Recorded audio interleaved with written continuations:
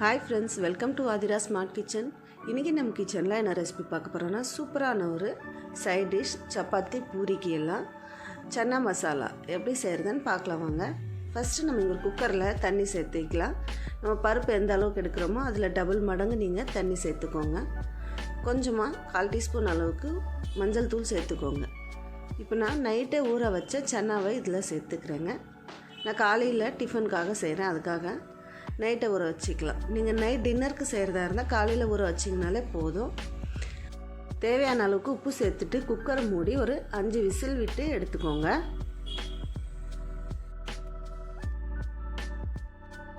ஒரு கடாயில் 4 table spoon அளவுக்கு தனியா, 1 டேபிள் ஸ்பூன் அளவுக்கு சீரகம், 1 டீஸ்பூன் அளவுக்கு மிளகு, ஒரு சின்ன பூ அளவுக்கு ஜாவித்ரி சேர்த்துக்கோங்க.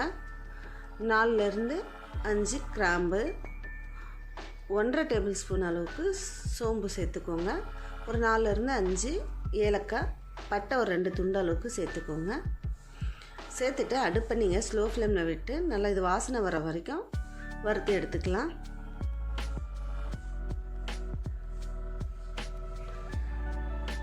இப்போ நம்ம இதில் காஷ்மீரி மிளகாய் ஒரு 10லேருந்து நான் 15 மிளகாய் கிட்ட சேர்த்துக்கிறேங்க. சின்ன சின்னதாக இருக்கிறதுனால நார்மல் நம்ம ரசத்துக்கு போடுற மிளகாய் ஒரு 5லேருந்து 6 காரத்துக்கு இப்போ நீங்கள் சேர்த்துக்கோங்க. சேர்த்துட்டு இதையும் நல்லா பொரிஞ்சு வர அளவுக்கு நீங்கள் வறுத்து எடுத்துக்கோங்க. மிளகாயெல்லாம் நல்லா இந்த மாதிரி வறுபட்டதும் இந்த மசாலாவை ஒரு தட்டுக்கு மாற்றிடலாங்க. இது நல்லா ஆறட்டும். ஆறினோடனே மிக்ஸி ஜாரில் சேர்த்து நம்ம இதை பொடி பண்ணிக்கலாம். இப்போ நம்ம அதே கடாயில் 1 டேபிள் ஸ்பூன் அளவுக்கு பட்டர் சேர்த்துக்கோங்க. 2 டீஸ்பூன் அளவுக்கு எண்ணெய் சேர்த்துக்கோங்க. இப்போ நம்ம இதில் 1 டீஸ்பூன் அளவுக்கு சீரகம், 2 ஏலக்காய், 1 பிரியாணி இலை சேர்த்துட்டு நல்லா பொரிஞ்சதும் கட் பண்ணி வச்சுருக்கிற வெங்காயம் சேர்த்துக்கலாம். 4 வெங்காயம், மீடியம் சைஸ் வெங்காயம் ஒரு 4 இந்த மாதிரி சின்ன சின்னதாக கட் பண்ணி சேர்த்து நல்லா இது கோல்டன் ப்ரௌன் கலர் வர அளவுக்கு நம்ம வதக்கி எடுத்துக்கலாம். வெங்காயம் நல்லா இந்த அளவுக்கு கலர் மாறினதும் நம்ம இது அரைச்சி வச்சுருக்குறோம் இல்லைங்களா, அந்த மசாலா மிக்ஸி ஜாரில் சேர்த்துட்டு 2 டேபிள் ஸ்பூன் அளவுக்கு கஸ்தூரி மேத்தி, 1/4 டீஸ்பூன் அளவுக்கு மஞ்சள் தூள் சேர்த்துக்கோங்க. சேர்த்துட்டு நல்லா இதை ஃபைனாக பவுட்ரு பண்ணி எடுத்துகிட்டு வந்துடுங்க. இப்போ பாருங்கள், நல்லா பவுட்ரு பண்ணி எடுத்துகிட்டு வந்தாச்சு. வெங்காயமும் நமக்கு நல்லா கலர் மாறி வந்துருச்சு. இப்போ நம்ம இதில் இஞ்சி பூண்டு பேஸ்ட்டு 2 டீஸ்பூன் அளவுக்கு சேர்த்துக்கலாம்.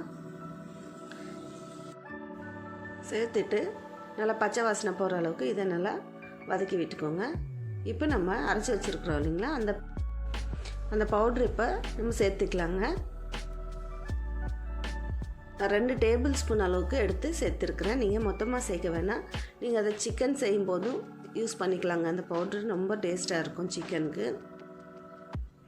பவுட்ரு சேர்த்துட்டு ஒரு தடவை நல்லா கலந்து விட்டுட்டு இப்போ நம்ம அரைச்சி வச்சு தக்காளியை சேர்த்துக்கலாம். 2 பெரிய சைஸ் தக்காளி, 2 தக்காளி நல்லா நைஸாக இந்த மாதிரி அரைச்சி எடுத்துக்கோங்க.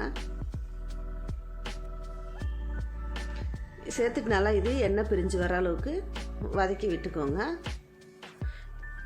பாருங்கள், எல்லாம் வெங்காயம் தக்காளி எல்லாம் பச்சை வாசனை போயிட்டு நமக்கு எண்ணெய் மேலே பிரிஞ்சு வருது. இப்போ நம்ம வேக வச்சுருக்கிற சன்னாவை அதே தண்ணியோடு சேர்த்துக்கோங்க. இதில் கொஞ்சமாக அந்த சன்னாவை எடுத்து வச்சுக்கோங்க. நம்ம அரைச்சி சேர்க்கணும், அப்போ தான் நமக்கு கிரேவி திக்னஸ் கிடைக்கும். இப்போ அரைச்சி வச்ச சன்னாவை இதில் சேர்த்துக்கலாம். 2 கரண்டி அளவுக்கு பருப்பு எடுத்து நல்லா மிக்ஸி ஜாரில் சேர்த்து அரைச்சி சேர்த்துக்கலாம். நம்ம பருப்பு வேக வைக்கும்போது ஏற்கனவே உப்பு சேர்த்ததுனால தனியாக இப்போ உப்பு சேர்க்க வேண்டாங்க. இது கொதி வர வரைக்கும் நீங்கள் மூடி விட்டுருங்க. இப்போ நல்லா கொதித்து எண்ணெய் பிரிஞ்சு வந்திருக்கு பாருங்கள், இதுதான் நமக்கு கன்சிஸ்டன்சி. கடைசியாக நீங்கள் மேலே கஸ்தூரி மேத்தி சேர்த்துட்டு நீங்கள் சர்வ் பண்ணிக்கலாம். சப்பாத்தி பூரியோட சூப்பரான காம்பினேஷனுங்க. கண்டிப்பாக நீங்களும் இதை ட்ரை பண்ணி பாருங்கள். உங்களுக்கு இந்த ரெசிபி பிடிச்சிருந்தா ஆதிரா ஸ்மார்ட் கிச்சன் சேனலுக்கு சப்ஸ்கிரைப் பண்ணிக்கோங்க, சப்போர்ட் பண்ணுங்கள். தேங்க்ஸ் ஃபார் வாட்சிங்.